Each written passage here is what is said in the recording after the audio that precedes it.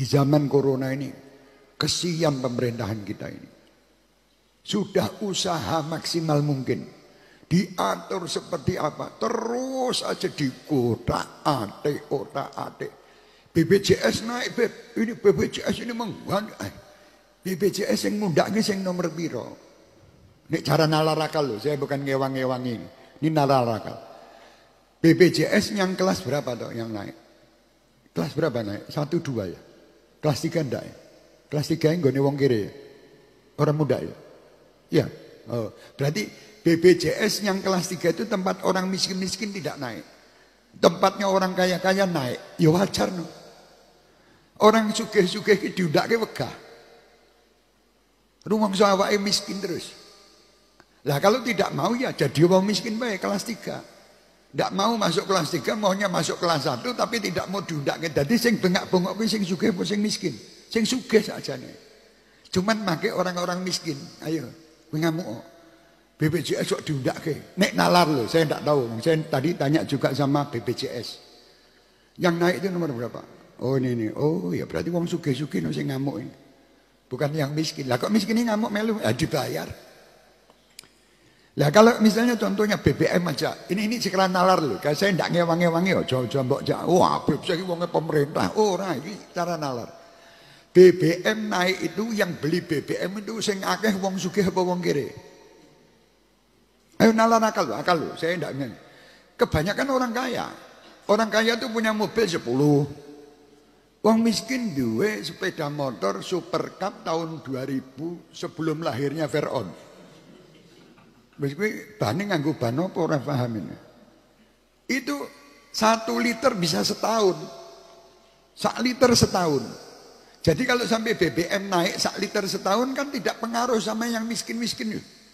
Kalau sama yang sugih 1 mobil membutuhkan 100 liter tiap hari dia harus beli. Lah diundake nesu. Nah, sing nesu sapa sing sugih. Cuman yang dipakai umpan yang miskin. Menurut nalar lu. Aku orang ngewangi pemerintah, orang ngewangi rono-rene aja nesu. Kowe nek sing WA-an, Habib ini apa ini? BPJS naik, Habib mengikuti. Loh bukan saya mengikuti, ini saya memberi pelajaran kepada wong sing miskin. Genahe sing dirugeke sapa to? Awakmu apa sing sugih? Sing sugih ben sugih dedet to. Punya duit membayar BPJS 1 bulan 500 juta ya karepmu ora ya melu kelas 3. Selesai. Orang gelem kelas 3, kelas 1 tapi kepinginnya tidak naik, tidak ini. Lah orang sugih ini kadang Masya Allah. Wong sing duwe pabrik. Pabrik punya mobil tanker 5, mobil ini butuh bensin setiap hari 5.000 liter. Lah bensin dinaikkan. Nesu. Padahal orang kere sehari tadi setahun 1 liter. Paling makan gon pengajiannya Habib sana. Lebih nanti bahan-bahan naik. Kita tidak pernah tergantung dengan bahan dan tidak pernah tergantung dengan dunia. Kita tergantung sama Allah. Maaf ngapunten nih. Waktu rokok naik dulu zaman saya ngerokok. Rokok naik, geger kabeh. Iki piye bisa tuku rokok mana? Ben karepe. Aku ya ora pernah urusan rokok muda karepmu ora muda karepmu, sing penting aku njaluk Gusti Allah.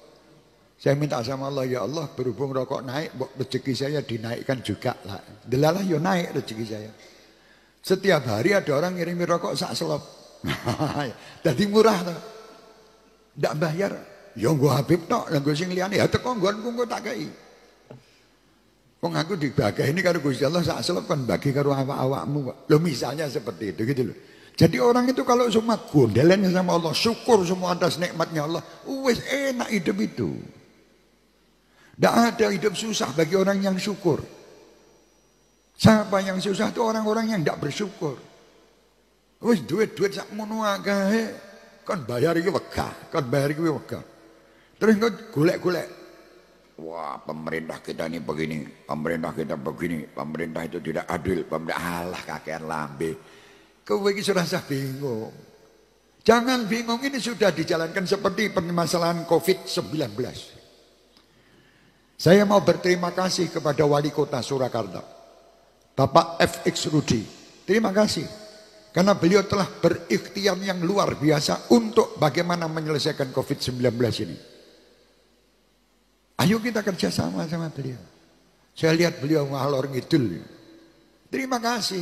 Bukan cuma COVID-19 dalam kegiatan-kegiatan kita di kota Solo. Ayo kita Masya Allah berterima kasih sama beliau. Kita berterima kasih dengan Pak Ganjar gubernur kita itu.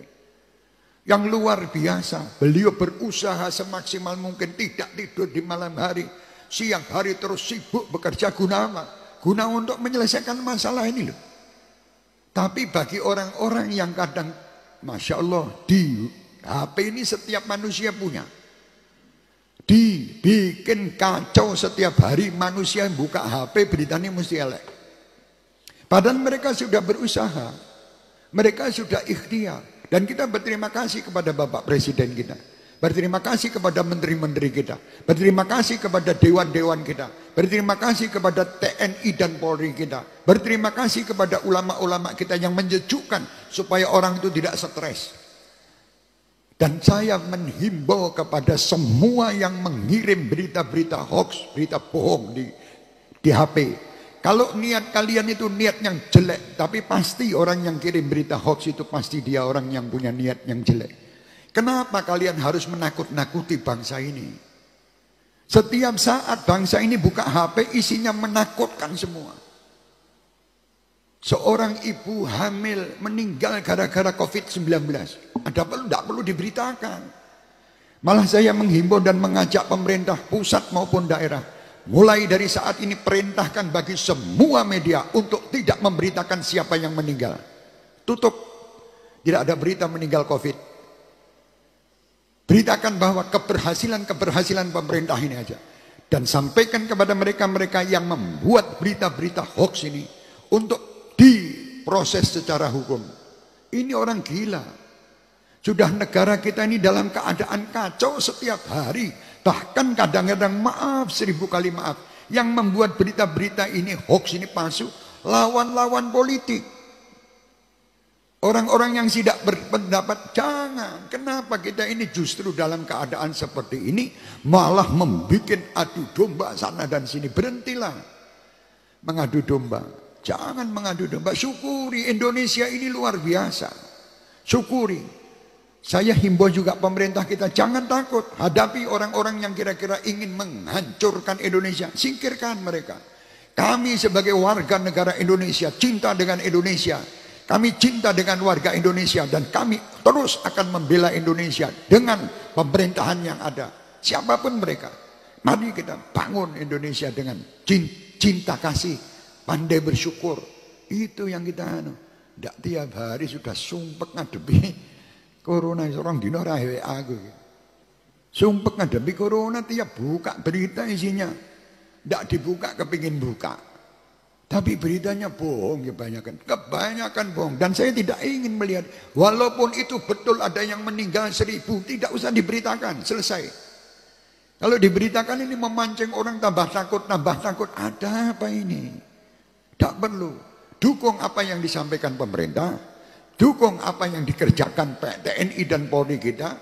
Kita lihat sekarang, saya sudah berapa hari ini, saya berpikir, subhanallah, setiap malam bapak-bapak polisi, bukan saya membela-bela ini, tidak, ini memang kerjaan. Di pinggir-pinggir jalan, nanti apalagi lebaran ini, mereka itu tidak lebaran dengan istri dan anaknya. Mereka itu duduk bersama masyarakat untuk mengatur lalu lintas, untuk ngurusi COVID-19. Ini mbok mikir toh bangsa ini. Mereka ini punya tugas yang berat. Tugas yang seperti itu berat, malah justru setiap hari dibuat berita hoax, dikirimkan seakan-akan mereka tidak kerja, seakan-akan mereka tidak ada manfaatnya, seakan-akan yang manfaat itu yang ngirim berita hoax itu. Siapa bilang? Mereka manusia, mereka ingin berlebaran semat kepada istri-istrinya. Lihat ya Pak, kita lebaran pakai baju baru, gandeng anak, gandeng ini, malah justru mereka di pinggir jalan nyumprit, membuat lalu lintas ini jadi baik. Nah sekarang ini mereka sudah kerjasama bagaimana untuk mengentas COVID-19 ini. Itu. Nah kadang kita ndak gelem iki gor nyalahke wae. Apa toh tujuan nyalahkan itu apa? Kalau tujuan saya nyalahkan orang dengan terus saya kirim, saya buat viral di video. Itu dengan cara itu bisa menyelesaikan. Saya orang pertama yang akan memviralkan hoax. Tapi kalau tidak, lah kenapa harus begitu? Mestinya kita harus menjadi orang-orang yang betul-betul ini permasalahan kita bersama. Bukan permasalahan seseorang. Dan kita lihat coba bagaimana para perawat, bagaimana para dokter. Kasihan mereka. Kalau kita tidak mengikuti aturan-aturan, kasihan. Mereka ini sampai setengah mati. Menghadapi itu mereka ya takut, bukan tidak takut. Cuman karena ini tugas mereka berkorban. Orang-orang seperti itu, seandainya mereka meninggal, orang-orang seperti ini adalah orang-orang yang dinanti kalau dia taat kepada Allah dan Rasulnya, surga sebagai tempat mereka. Karena mereka berkorban demi untuk keselamatan umat dan masyarakat. Ayo, sekarang ini bukan terus kakek ngomong apa, jadi sudahlah, berhenti yo. Saya imbau juga pemerintah, jangan disampaikan kepada media-media, jangan suka nyoting.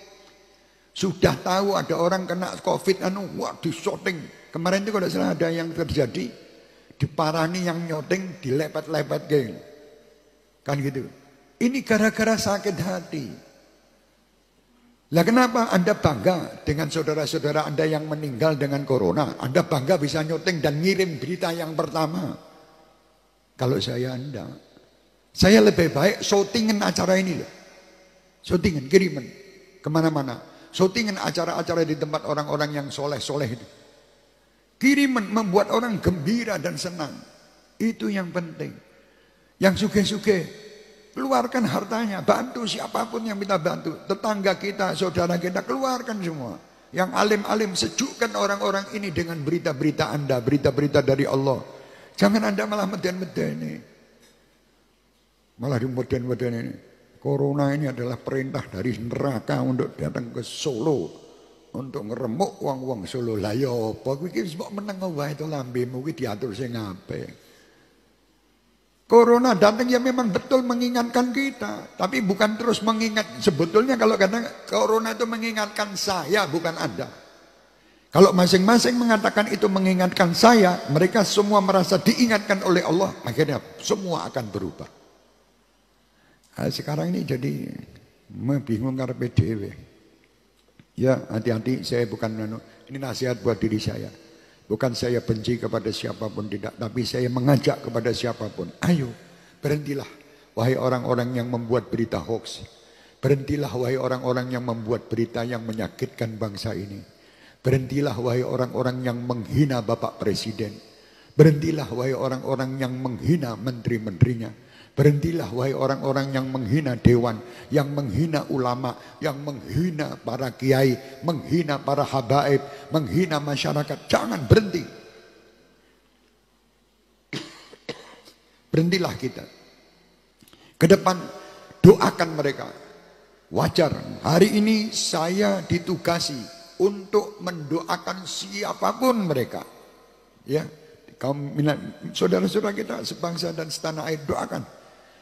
Apalagi ulama-ulama kita, kiai-kiai kita, doakan. Pemimpin-pemimpin, doa itu kalau sampai meleset, Anda sudah dapat pahala. Gitu.